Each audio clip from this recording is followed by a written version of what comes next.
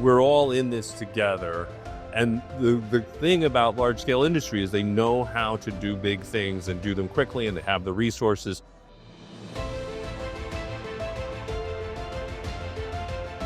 I work in a consulting firm that focuses on the challenges that technology innovators have in markets that are largely influenced by government policy. Perfect segue for my first question. So there's a little bit of chaos right now, I think it's fair to say. You could argue that some of it is internal in Canada. Some of the issues that maybe have been longstanding as a large sort of, decentralized country, I could use the term, but also, of course, what's happening south of our border. How does that chaos, look like from your point of view and in the context of this industry? Well, it's a lot. It's a lot for any industry right now. The tariff policy is creating a very difficult investment and business environment across the board, because things that were fundamentally pillars of assumption about how markets were operating are being disrupted. When you get into things that are relevant to the bioeconomy or clean technology or energy transition, you have an extra layer of difficulty, in particular because of the plans and actions of the government in the United States. So it's a very, very challenging time. How does that affect the industry directly or specifically? Well, I think we've seen investors pull back. We've seen a slowdown in commercial opportunity, and it's been very, very difficult for companies to navigate in that space. So this is a tough space to begin with. To be hit with those additional challenges doesn't help.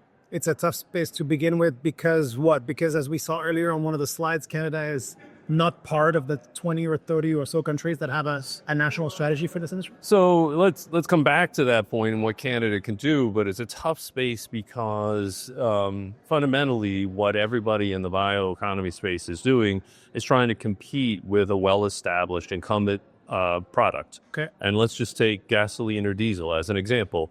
Those are actually really excellent products. That's why we use them. They are really convenient, energy-dense ways to provide energy in distant locations. So we can move it around easily, you can use it easily, and it's really inexpensive. They've had 100 years to wring inefficiency out of the production system.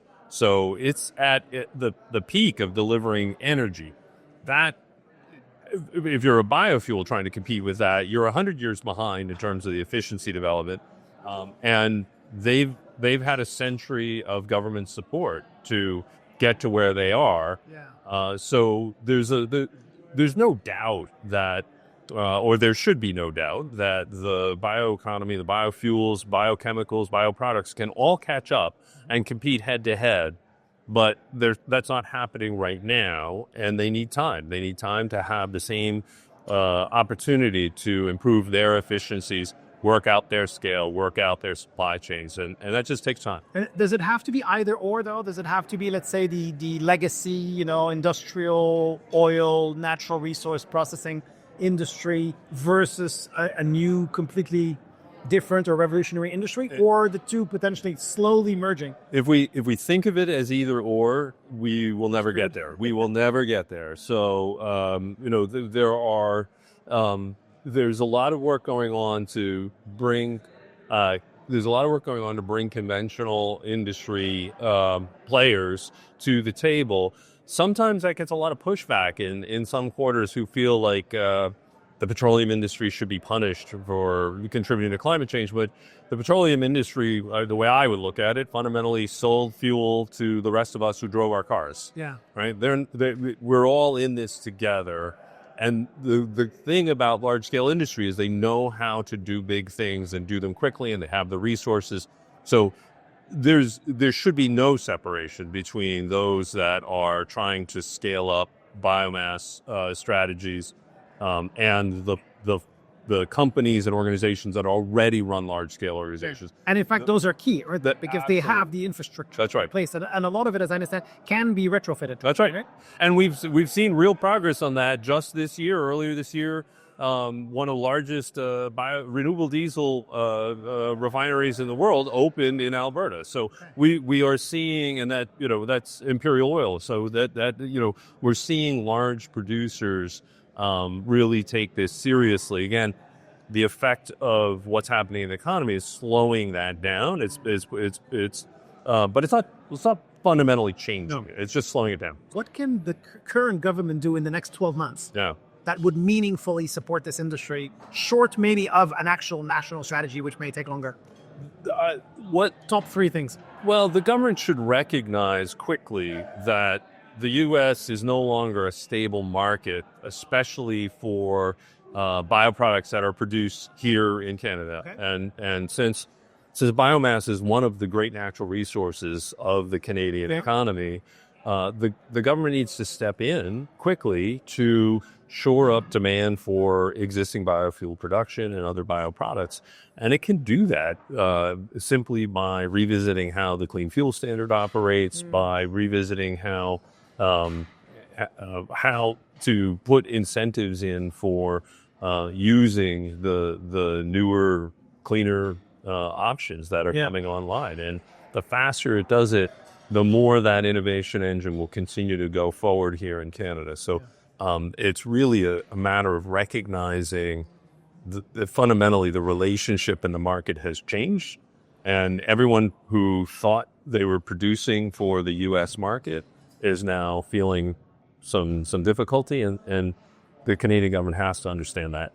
Can you give us, if I could put you on the spot, in 20 seconds, what is the difference between supply side versus consumer side incentives as it pertains to the bioeconomy? The government can put tax credits out to encourage people to produce things, but that doesn't mean anything's going to get purchased. Okay. Right. So let's talk about hydrogen as an example. We use an enormous amount of hydrogen to make conventional fuels, to make fertilizer. There's a lot of hydrogen used in the economy. So the government could choose to incentivize the production of a lower carbon hydrogen. But that, even if it's at price parity with conventional hydrogen, it doesn't mean anybody's going to buy it. Why? What's the reason for preferring it? So what is often a much more powerful way to go is to reward the market for choosing the cleaner alternative, right? So if we think about the large agriculture community across Canada, they use a fair amount of fertilizer to keep their crops and their fields productive. If they were incentivized to choose a low carbon fertilizer made with decarbonized hydrogen, you would see a demand that would bring supply on automatically. Very interesting. And finally, I want to completely switch gear and ask you to say maybe a few words to your good friend Jeff, who you've known for 30 years.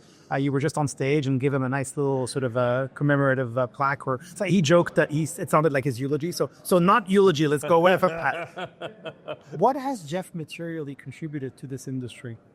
A lot. It's very difficult to sort of simply quantify that. 10 years. Try. Yeah, 10 years of people, several hundred people every year coming to this room. And meeting new people, exchanging ideas, finding ways to collaborate, and taking that outside and building on it. And we've seen, the name tags we're wearing today are printed with renewable ink that one of the companies that participate in this conference is responsible for, and their opportunities to find new customers is growing as a result of this conference. That's one very small example. But multiply that by years and 10 years and hundreds of people. Here. Yeah, absolutely, and it's his dedication to having a conference that was materially different. That wasn't just another platform for people to advertise. It's really about overcoming the very, very real challenges of moving forward in the bioeconomy. So he's brought hard-headed, clear-thinking people together to wrestle with real problems, and that's not what your typical conference platform looks like. So it's really materially beneficial, and one can hope that in this moment where people recognize that more has to be done if we're going to have stable markets. I think we're seeing a turn toward the pragmatic. I think that the recent developments with the government of Brazil, the recent reports from the IEA, and lots of other examples, I think that the role of biomass in decarbonization is becoming something policymakers and advocates are more willing to talk about sensibly. So right place, right time. 10 years of becoming an overnight success, we may see Canada get serious because one of the things they could do is to create, and it wouldn't take long. They don't need 3 years to create a bioeconomy strategy. The elements are there. We've got 30 of them in other countries. Exactly. Your templates. Yeah. Right. So they could go very, very quickly and think about what they could do in the short order to start driving economic development. With a lot of respect for Jeff, and he's my friend, and he's honored me with this role that I have here to just have these short conversations with some of the top industry leaders. One thing that I have heard though for many years is that basically I've heard the same thing year after year, not enough progress, not fast enough, not enough support by the government. Perhaps the government, the industry itself, is not doing enough to communicate, to get its word out there. What would you say has improved materially in this industry over the last 10 years? The more resilient companies have risen to the front. Right? They're the ones that were predicated on a more serious business proposition, that had really resilient leaders, and a number of them are here and sponsors. Right. The very fact that we're seeing the same group of people, the core group, come year after year after year. Yeah, they'd weathered some very difficult times. Right. It's kind of like a hardened core but it's just not going away. Yeah, that's right. So there's real progress there. They've laid foundations. They've built on those foundations. They've grown. They're doing business outside of Canada on a fairly significant scale. So we're seeing that as a foundation for this expanding, but all we need is just a little sort of. It would be nice if some MPs just wandered across the street and participated in this conversation to begin to understand the economic opportunity for Canada, and how nicely that dovetails with other priorities like strengthening communities, strengthening national defense. And reducing greenhouse gas, right? Those all can be woven together. We can have a multi-pronged strategy for the country that everyone can get behind. Great way to end this interview. Thank you very much, Chris. Thanks. Pleasure to chat with you.